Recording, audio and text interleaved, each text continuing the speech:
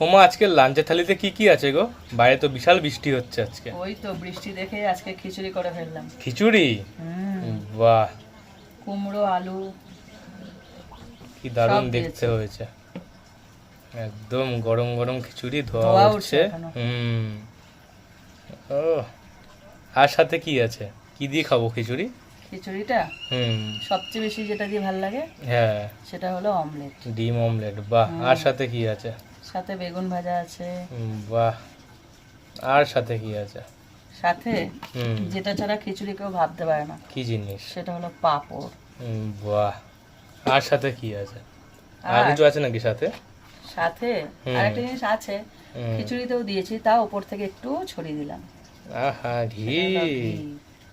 বাহ, এই ঘি বাদ দিয়ে বাদ বাকি সব রেসিপি তোমরা মানে চ্যানেলে বড় ভিডিওতে পেয়ে যাবে, দেখে অবশ্যই ট্রাই করে নিও।